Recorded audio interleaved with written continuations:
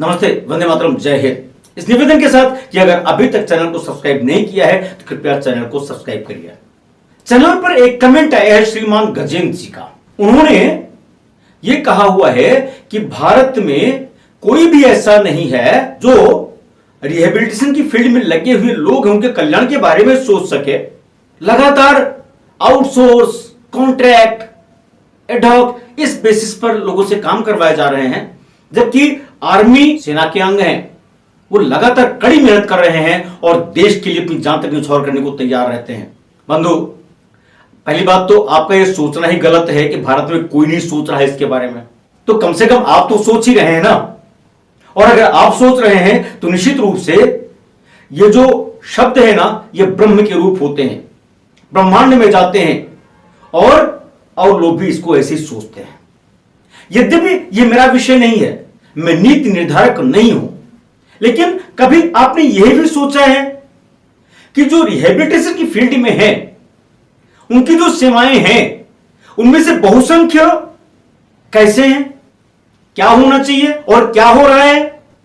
अगर आप नई शिक्षा नीति को लें जो लागू भी हो गई है और उसके एक एक शब्द को बड़ी बारीकी से पढ़ें, जैसे निबंध होता है उसकी प्रस्तावना यानी भूमिका जो हम लोग लिखते हैं उसमें पूरे लेख का सार होता है, ऐसे ही जब एनईपी को आप पढ़ते हैं तो उसकी प्रस्तावना ही सारे सार को आपके सामने रख देती है। जो आप सोच रहे हैं वह सरकार नहीं सोच रही होती तो एनईपी में, प्रस्तावना में ये शब्द नहीं होते। जहां तक बात आउटसोर्स, असाइनमेंट, एडहॉक की है, ये सरकार का विषय है। सरकार क्या करती है, आप लोग स्पेशल एजुकेटर हैं, रिहेबिलिटेशन फील्ड से हैं, आपकी अपनी यूनियन है, आप अपने माध्यम से अपनी बात कह सकते हैं। सरकार संवेदनशील है, आपकी बात को अवश्य सुनेगी। लेकिन हां, यह जरूर सोचिएगा कि दिव्यांगता को रोकने के लिए और दिव्यांग जनों को पुनर्वासित करने के लिए और वो भी ग्रास रूट लेवल पर आपने, हमने कितना काम किया है इसका आकलन जरूर कर लीजिएगा। 1947 में भारत आजाद हुआ है। आज भी आर्टिकल 14, आर्टिकल 15, आर्टिकल 16, आर्टिकल 21 को पाने के लिए दिव्यांगजन को कितनी मशक्कत करनी पड़ रही है। संविधान में भी कुछ को तो आरक्षण मिला, उसमें दिव्यांगजन थे नहीं क्या ऐसा समाज में? वो तो चैरिटी के सब्जेक्ट थे ना। हम मानते हैं कि जो रिहेबिलिटेशन की फील्ड से हैं वो स्पाइनल कार्ड हैं, और जो दिव्यांगजन ही नहीं रहेंगे, स्पाइनल कार्ड ही नहीं रहेगा, तो किसी भी तरह की विकास की बात करना बेमानी साबित हो जाएगी। नौकरी नौकरी नौकरी, ठीक है, मिलनी चाहिए, हर एक का अधिकार है, जीवन जीने का अधिकार है, लेकिन क्या हम ऐसा नहीं कर सकते कि हम नौकरी देने वाले बन जाएं? वैसे आपसे मैं व्यक्तिगत रूप से परिचित नहीं हूं, मुझे नहीं मालूम है आप कहां से हैं, क्या करते हैं, लेकिन जो बिंदु आपने उठाए हैं निश्चित रूप से सराहनीय है। सफलता तो मिलेगी ही। जब आपको सफलता मिलेगी तो दिव्यांगजन अपने आप आगे बढ़ जाएंगे।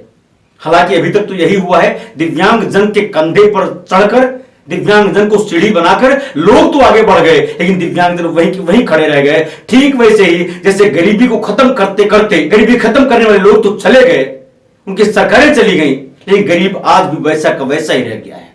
जितने भी संगठन हैं बात तो खूब लंबी चौड़ी करते हैं दिव्यांगजन की, जो काम करना चाहते हैं उनको किस तरह से ह्यूमिलिएट किया जाता है, किस तरह से पूंजीवादी व्यवस्था हावी हो जाती है, ये किसी से छिपा नहीं है बंधु, और सब लोग जानते हैं एक दूसरे की बात को। लेकिन एक कहावत है, ना तो कहो हमार, ना कोई तुहार, और मिल बांट के चोर चोर मौसरे भाई अपना काम करते रहते हैं। अगर वास्तव में कुछ करना है तो एक क्रांति की जरूरत है, वैचारिक क्रांति की जरूरत है, एक सकारात्मक संघर्ष की जरूरत है विधिक दायरे में, तभी हम सफल हो सकते हैं।